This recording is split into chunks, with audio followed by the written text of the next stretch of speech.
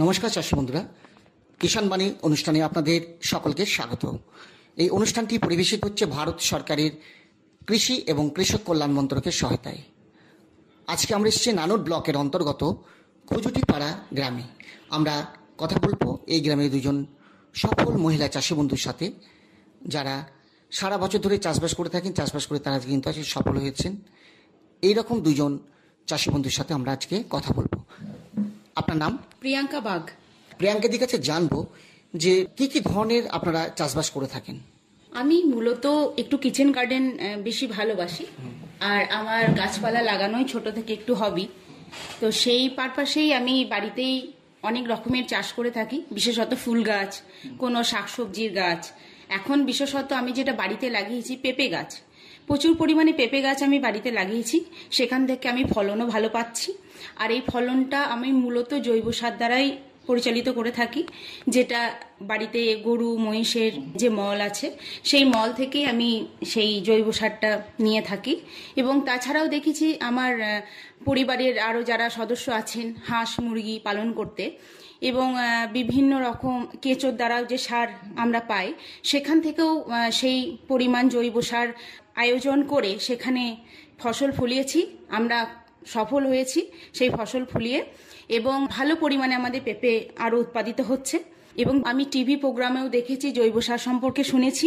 সেই জৈব সারের কনসেপ্ট নিয়ে আমি বাড়িতেই কিচেন গার্ডেনটা তৈরি করে আমি সফল হয়েছি। আমি শুধু টিভি না, আপনাদের আকাশবাণীর যে সম্প্রচারগুলো হয় সন্ধ্যে 6:30, সেটাও আমি রোজ শুনি।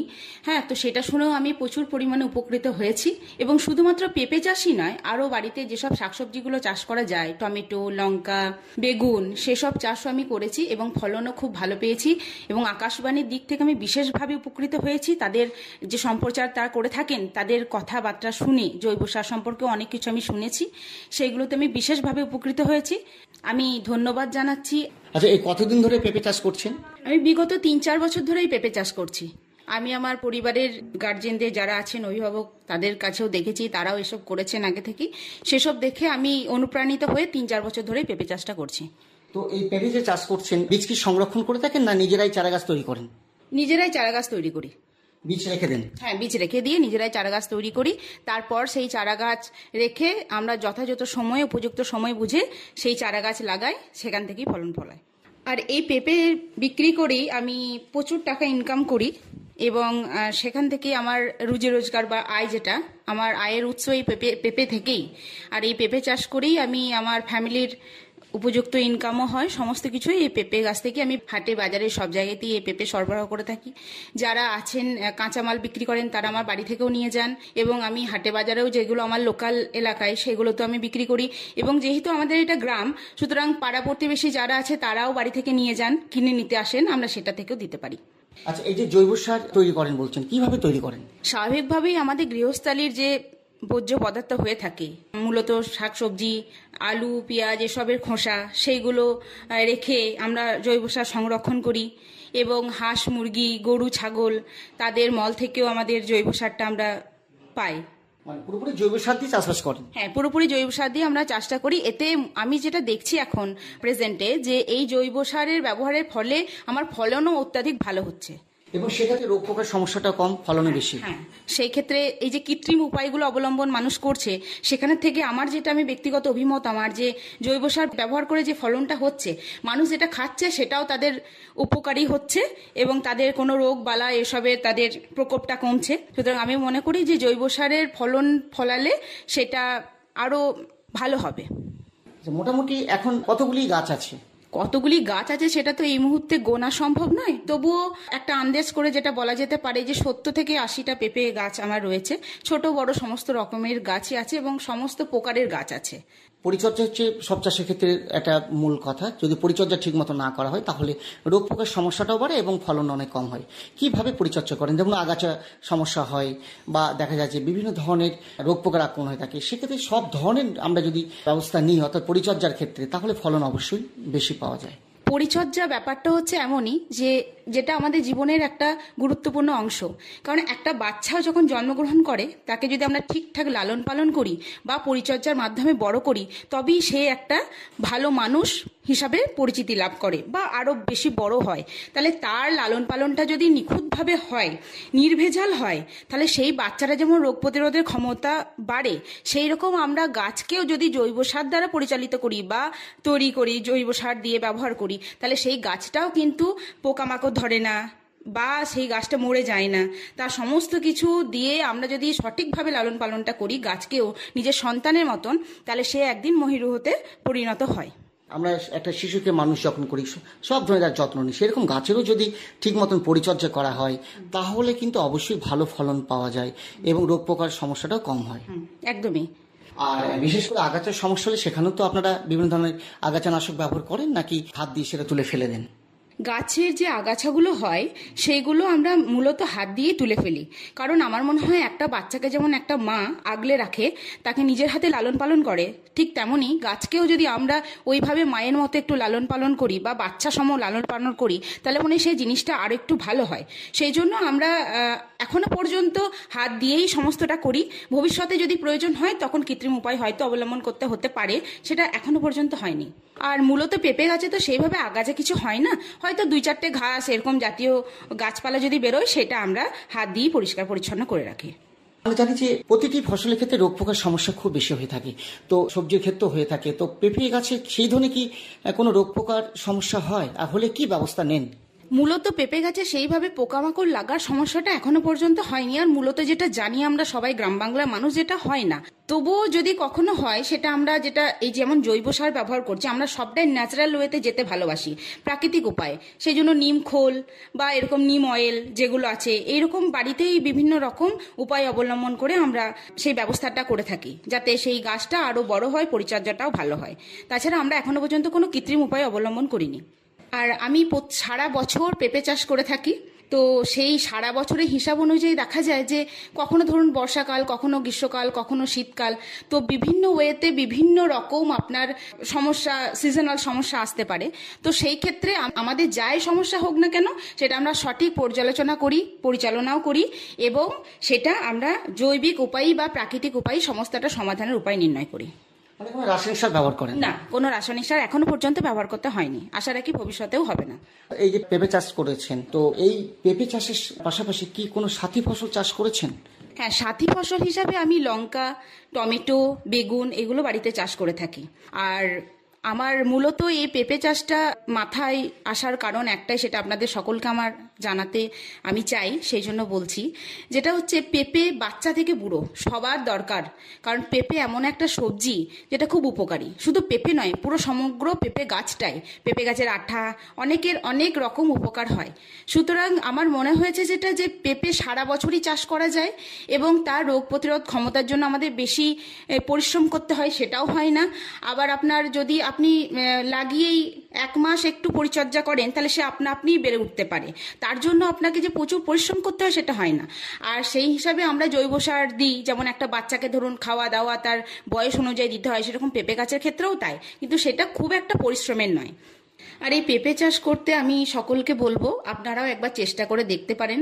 কারণ আমি একজন মেয়ে, আমি এই পেঁপে চাষ করি সফলভাবে, একজন সফল গৃহিণী, এবং এই পেঁপে চাষ করেই আমি আমার পরিবারের মুখেও অন্ন তুলে দিতে পারছি। তার সঙ্গে সঙ্গে আমার পাড়া প্রতিবেশী সবাই নিয়ে যায়। হ্যাঁ, এবার যার সামর্থ্য হয় সে পয়সা দিয়েও নিয়ে যায়, যার সামর্থ্য হয় না, কিনতে পারে না, সে এমনিতেও নিয়ে যায়। আর তার থেকে একটা বড় কথা হচ্ছে যে প্রত্যেকটা মানুষের একটু আয়ের উৎস থাকা দরকার। তো সেটা আমার মনে হয় গাছপালা দিয়ে শুরু করলে ভালোই হয়। কারণ আমরা সকলে প্রত্যেকে চাই একটা সবুজ পৃথিবী গড়ে তুলতে। আর এই সবুজ পৃথিবী তখনই হবে যখন আমরা একে একে ছোট্ট ছোট্ট গাছ লাগাবো। কারণ আমাদের কথাতেই আছে, একটি গাছ একটি প্রাণ। তো আমি সকলকে অনুরোধ করব, আপনারা গাছপালা লাগান, বিশেষ করে পেঁপে চাষ করে দেখুন, আপনাদের খাটনি কম, আয় বেশি। আমার কথাটা একটু যদি মাথায় রেখে পেঁপে চাষটা করেন, আমার মনে হয় আপনারা সকলে উপকৃত হবেন। আর আমি প্রত্যেকটা মা বোনেদের বলতে চাই, আপনারা যারা বাড়িতে থাকেন সবাই তো আর বাইরে গিয়ে কাজ করতে পারেন না, সুতরাং যারা বাড়িতে আছেন তারা বাইরের জগতের সঙ্গে বাড়ির জগৎটা পুরো আলাদা, কিন্তু তাও যদি তারা চান যে আমরা সবুজ ঘেরায় পৃথিবীতে বাঁচতে চাই, বাস করতে চাই, তার জন্য আমি অনুরোধ করব প্রত্যেকটা মা বোনেদের যাতে গাছ লাগান, প্রাণ বাঁচান এবং সঙ্গে অনেক ইনকাম করুন, যাতে আপনাদের প্রতিবেশীদের বা আপনার আত্মীয় স্বজন সবাইকে এটা বলতে পারেন যে আপনি একজন সফল মহিলা। ঠিক, আমরা একজন সফল মহিলা চাষি বন্ধুর সাথে কথা বললাম, যিনি বহুদিন ধরে এই পেঁপে চাষ করে আছে কিন্তু সফল হয়েছেন। আমরা কথা বলবো আর একজন মহিলা চাষি বন্ধুর সাথে। আপনার নাম? মৌমিতা ঘোষ। আপনি কি স্বনির্ভর দল করেন? হ্যাঁ, আমি স্বনির্ভর দল করি। কতদিন ধরে এই দল করেন? আমি এই দল প্রায় 15 বছর হয়ে গেল আমার করা। তো আপনার দলের নাম? আমার দলের নাম সততা মহিলা স্বনির্ভর গোষ্ঠী। তো দলে কি কি কাজ করেন? আমাদের এই দলে অনেক রকমই কাজ হয়, অনেক রকম ট্রেনিং দেওয়া হয়। হ্যাঁ, তারপরে এই কারো অসুবিধা হলে তাকে লোনের ব্যবস্থা করে দেওয়া হয়। গ্রুপ থেকে আমরা ট্রেনিং পাই, যেমন ক্যাথাস্টিচের ট্রেনিং, আচার তৈরি, পশুপালন, অনেক কিছুই আমাদেরকে ট্রেনিং শেখানো হয়। হ্যাঁ, অনেক দিক থেকে সাহায্য পাই আমরা। কি কি কাজ করেন? চাষবাস কি কি করেন? চাষবাস বলতে যেমন আমরা গ্রুপ করি, গ্রুপ করে যেমন কিছু আমরা ওখান থেকে ফলের গাছ এবং ফুলের গাছ আমরা পেয়েছি। হ্যাঁ, সেই সমস্ত কিছু আমরা কিন্তু ঘরে লাগিয়েছি। কিছুটা হয়েছে আর কিছুটা হয় নাই অবশ্য। হ্যাঁ, তা আমি ফুল চাষ এবং ফল চাষ করতে ভালোবাসি। ঘরে যেগুলো হয় সেগুলো আমার খুব ভালো লাগে, যেমন গাঁদা ফুলের গাছ, সূর্যমুখী গাছ, ডালিয়া, এইগুলো যেমন আমি ঘরে লাগিয়েছি। আর ফল বলতে যেমন এই পেঁপে গাছ, কলা গাছ, কুমড়ো, তারপর লাউ, সিম, পই, এইগুলো যেমন আমি ঘরে লাগিয়েছি। পুরোপুরি জৈব পদ্ধতিতে চাষবাস করেছি? হ্যাঁ, আমি পুরোপুরি জৈব পদ্ধতিতেই চাষবাস করেছি। এই যে আমাদের প্রত্যেক দিনের যে সবজির যে খোসা, তারপর শাকসবজির যে খোসাগুলো, সেগুলো আমি একটা জায়গায় জমা করে রেখে দিই। তারপরে এই হাঁস মুরগি আছে, হাঁস মুরগির মলমূত্র, গরু ছাগলের মলমূত্র সব আমি একটা জায়গায় জমা করে রেখে দিই। সেইখান থেকে আমি সার তৈরি হয়, সেই সারই আমি ব্যবহার করি। এই সবজি চাষটা আমি বেশিই করি। এই যেমন পুঁই শাক, তারপর লাউ, কুমড়ো, হ্যাঁ, এগুলো দেখুন মাচা করে আমি করেছি, ছোট ছোট করে করেছি, এগুলো হয়। উচ্ছে গাছ লাগিয়েছি, এ দেখুন ফুলও ধরেছে উচ্ছে গাছে। তারপর এইগুলো যেমন আমি ঘরেও নিজেও খাওয়া দাওয়া করতে পারি, আবার পাড়া প্রতিবেশীকেও দিই। তারপর আমার সামনেই বাজার, সেখানেও কিছুটা আমি বিক্রি করি। যখন দেখি ফলন বেশি হচ্ছে তখন আমি সেখানেও বিক্রি করি। আমি সব রকমের সাহায্য পাই এগুলো থেকে। আমি যেমন ওল চাষও করেছি, এই ওল চাষ বাজারে বিক্রিও করি। এই ওল চাষ করে আমি প্রচুর টাকা ইনকাম করেছি। বাজারজাতকরণের কোনো সমস্যা নেই? না, আমাদের কাছেই বাজার, ওখানে আমাদের মানে বিক্রি করতে সুবিধা, অনেকজন ঘর থেকেও কিনে নিয়ে যায়। হ্যাঁ, ওই সময় আমাদের কোনো সমস্যা হয় না। আর ওল চাষে ভালো রকম লাভ আমরা পাই। রোগ পোকার সেরকম সমস্যা নেই? না, রোগ পোকারও ওল চাষে আমাদের সেরকম সমস্যা নাই, ওই জন্য ফলনটাও ভালো হয়। যেমন এই প্রচুর হাঁস মুরগি আছে, তার যে মলমূত্রগুলো হয় সেখান থেকেও আমরা ওখানে সার হিসেবে ব্যবহৃত করি। হ্যাঁ, গরু ছাগলও আছে, এইসব থেকে আমার সবজি চাষটা বেশ ভালোই জৈব সারের ইয়েতে হয়ে যায়।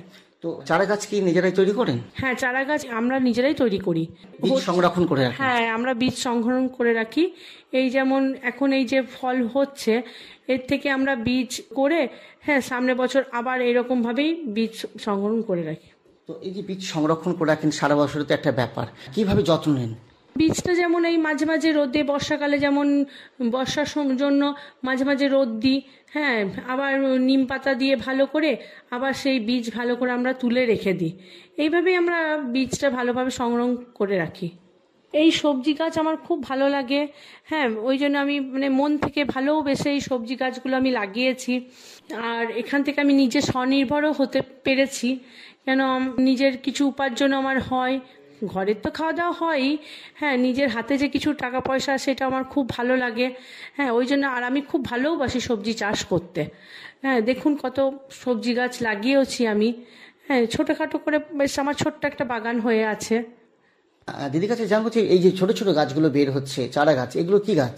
এগুলো ধানি লঙ্কা আছে, ছোট ছোট চেরি গাছ আছে। হ্যাঁ, টমেটো যেটা? হ্যাঁ, টমেটো যেটা।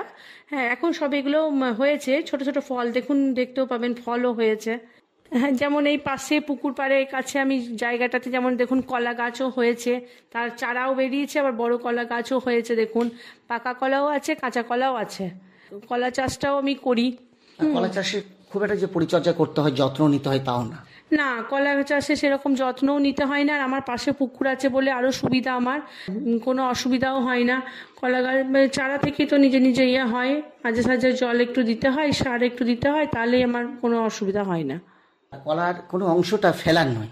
না, কলার সব অংশটাই ব্যবহার হয়। যেমন থোড়টাও খাওয়া হয়, কলা মোচাটাও খাওয়া হয়, আবার কলাও, কাঁচা কলা পাকা কলা দুটোই খাওয়া হয়। সব ধরনেরই কলা মানে আমি চাষ করি। কাঁঠালি কলা আছে, চাপা কলা, তারপর কাঁচকলা, সমস্ত ধরনেরই কলা আমি চাষ করি। সেই ধরনের তো সারের যে খুব একটা প্রয়োজন হয় বা সেচের, তাও না? না, কলা চাষে সেরকম সারের বা সেচের সেরকম দরকার পড়ে না। আমার পাশেই যেহেতু পুকুর আছে, ওই কারণে অতটা আমার জলেরও সমস্যা হয় না। আর রোগ পোকার সমস্যা খুব একটা নেই? না, রোগ পোকারেরও সমস্যা খুব একটা নাই। এবার যদি দেখি কোনো সময় কিছু পোকা টোকা লেগেছে, তখন ওই নিম পাতা ফুটিয়ে জল আমি খানিক ঠান্ডা করে দিয়ে দিই।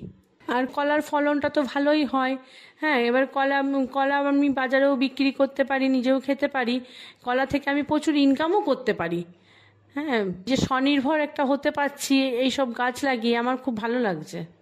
এই সবজি চাষের পাশে দেখুন কিছু ফল গাছও আমি লাগিয়েছি। পেয়ারা গাছ আছে, হ্যাঁ, আম গাছ আছে, নারকেল গাছ আছে, লেবু গাছও রয়েছে? লেবু গাছও, হ্যাঁ, লেবু গাছ আছে, কাগজি লেবুরও গাছ আছে, আর এটা হচ্ছে গন্ধরাজ লেবুরও গাছ আছে। দুরকমই আছে। আর ছোট ছোট বাতাবি লেবুরও গাছ আছে, খুব মিষ্টি হয় বাতাবি লেবুটা। আর কাগজি তো 12 মাসই ভালো ফলন দেয়, এই জন্য ভালো মানে বাজারে বিক্রিও হয়, এগুলো ভালো আমার। হ্যাঁ, এইগুলো থেকে আমি নিজে স্বনির্ভর হতে পেরেছি, এবং আমার দলের গ্রুপের মেয়েদেরও আমি বলি যে এরকমভাবে নিজেরা ছোটোখাটো চাষবাস করো, নিজেরা স্বনির্ভর হও, নিজেদের ঘরের সংসারের থেকে একটু সামান্য ভালোও লাগে এইসব করতে। সংসারের কাজের ছেড়ে যে আমরা এগুলো করছি নিজেদের, এটা ভালোও লাগে যে আমরা দুটো পয়সা আমরা দেখতে পাচ্ছি, ইনকাম করতে পারছি। ছোট্ট বাগান তৈরি করে যে নিজেরা ফল ফুল বিক্রি করছি, এটাও আমাদের খুব আনন্দ একটা। এই যেমন কুমড়ো দেখুন বেশ বড় বড় হয়েছে আমার কুমড়োগুলো, এখনো পারি নাই। কাঁচা কুমড়ো পাকা কুমড়ো দুটোই আছে। এই যেমন পাকা কুমড়োটার আছে, এর বীজটা যেমন রেখে আমি আবার পরে গাছ লাগাতে পারবো। এই কুমড়ো আমি বাজারে বিক্রি করি, সেখান থেকেও আমি ভালো টাকা উপার্জন করতে পারি, নিজে স্বনির্ভর হতে পারছি। এটা আমার খুব আনন্দ লাগছে যে আমি নিজে স্বনির্ভর হতে পারছি। সেই জন্য মানে সবারই এইরকম ছোটোখাটো চাষবাস করা উচিত, নিজেরও খাওয়া হবে, আবার নিজে টাকা উপার্জন করতে পারবে। তো এই যে দল করে থাকেন, দল থেকে তো অনেক কিছু কাজ করে থাকেন, আজকে সব ধরনের কাজ করছেন, আজকে স্বনির্ভর হয়েছেন, সবজি চাষ করছেন, গবাদি পশু রয়েছে, আগামী দিনে এটাকে আরো বড় করে করার একটা পরিকল্পনা আপনাদের রয়েছে? হ্যাঁ, আমরা যদি সুযোগ সুবিধা পাই তা একটা বড় ফার্ম করার আমাদের খুবই শখ আছে, ইচ্ছা আছে। শুধু আমি একা নয়, আমার দলের আরও 10টা মেয়ে আছে, সবাই মিলে আমরা মিলেমিশে কাজ করতে সবাই চাই। আমরা যেন আমরাও একটু বড় জায়গা পেলে, একটু জমি পেলে আমরাও সেখানে বড় ভালোভাবে একটা ফার্ম তৈরি করতে চাই। এই ফল ফুল সবজি এইসব জলের ব্যবস্থা এগুলো সব যেন ভালোভাবে যদি পাই আমরা, তাহলে নিজেরা নিজেদের পায়ে দাঁড়াতে পারবো। খুব ভালো লাগলো আপনাদের সাথে কথা বলে, যে আপনারা নিজেরাই জৈব সার তৈরি করছেন, জৈব পদ্ধতিতে চাষবাস করেছেন। একজন মহিলা চাষি বন্ধু যিনি কলা চাষ করে আজকে সফল হয়েছেন, আর একজন মহিলা চাষি বন্ধুর সাথে কথা বললাম, তিনিও কিন্তু আজকে সবজি চাষ করে সফল হয়েছেন, স্বনির্ভর হয়েছেন। আজকে আমরা এসেছিলাম নানুর ব্লকের অন্তর্গত খুজুটিপাড়া গ্রামে। এতক্ষণ এই অনুষ্ঠান শুনলেন ভারত সরকারের কৃষি এবং কৃষক কল্যাণ মন্ত্রকের সহায়তায়। সকলকে ধন্যবাদ জানিয়ে আজকের মতন আমাদের এই কিষাণ বাণী অনুষ্ঠান শেষ করছি।